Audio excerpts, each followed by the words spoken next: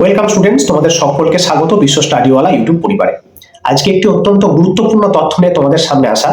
তোমরা যারা 2026 সালের মাধ্যমিক পরীক্ষার্থী, মাধ্যমিক পরীক্ষা দিয়েছো, তোমাদের রেজাল্ট তো 8ই মে প্রকাশিত হতে চলেছে, তোমরা সকলেই জানো। রেজাল্ট যখন তোমরা স্কুল থেকে আনতে যাবে, তোমাদেরকে কি কি দেওয়া হবে এবং কোন কোন জিনিসগুলো ভালো করে খুঁটিয়ে দেখতে হবে, ভালো করে কিন্তু বুঝে নাও, কারণ এই জায়গায় যদি ভুল থেকে যায় তাহলে কিন্তু খুব সমস্যা। ঠিক আছে, তাই ভালো করে ভিডিওটি দেখবে। 8ই মে তোমরা রেজাল্ট পেয়ে যাচ্ছ। 8ই মে 10টা 15 নাগাদ ওয়েবসাইটে রেজাল্ট তো চলে আসছে। কোন ওয়েবসাইট থেকে রেজাল্ট দেখা সব থেকে নিরাপদ, সব থেকে সহজ, আমি সেই বিষয়ে আলোচনা করে দিয়েছি। নিজেরাই হাতে কলমে কিভাবে রেজাল্ট দেখতে পাবে সেটিও জানিয়ে দিয়েছি। ভিডিওটি না দেখে থাকলে অবশ্যই দেখে নিও। তোমরা কিন্তু রেজাল্ট হাতে পাবে 8ই মে ওই দেড়টা দুটোর মধ্যে তোমরা স্কুলে পৌঁছে যাবে। বারবার আমি বলে দিচ্ছি, 8ই মে দেড়টা দুটো নাগাদ স্কুলে পৌঁছে যাবে, তারপর তোমরা কিন্তু রেজাল্ট পেয়ে যাবে।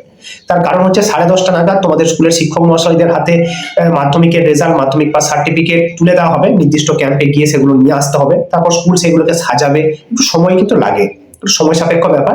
তাই দেড়টা দুটো নাগাদ স্কুলে পৌঁছে যাবে, তারপর কিন্তু পেয়ে যাবে। ক্লিয়ার? এবার হচ্ছে রেজাল্ট আনতে যাওয়ার সময় আমাদের কি কি দেওয়া হবে। মূলত দুটো জিনিস তোমাদের দেওয়া হবে। সেখানে যদি কোনো ভুল থাকে বা সেখানে কোন কোন জিনিসগুলো চেক করতে হবে, এটি তোমাদের জেনে রাখা ভালো, তাই বলে দিচ্ছি। রেজাল্ট যখন আনতে যাবে, তোমাদেরকে স্কুলের শিক্ষক মহাশয়রা দুটো জিনিস দেবে। এক হচ্ছে মাধ্যমিকের রেজাল্ট, দুই হচ্ছে মাধ্যমিক পাস সার্টিফিকেট। দুটোই অত্যন্ত অত্যন্ত ভেরি ভেরি ইম্পর্টেন্ট দুটো জিনিস। ঠিক আছে, মাধ্যমিকের রেজাল্ট, সেখানে তোমার নাম, তোমার রোল, তোমার নাম্বার, তোমার রেজিস্ট্রেশন নাম্বার ভালো করে চেক করে নেবে, যেন কোথাও কোনো ভুল না থাকে। পারলে অ্যাডমিট কার্ডটি সঙ্গে করে নিয়ে ভালো করে মিলিয়ে নেবে। ক্লিয়ার?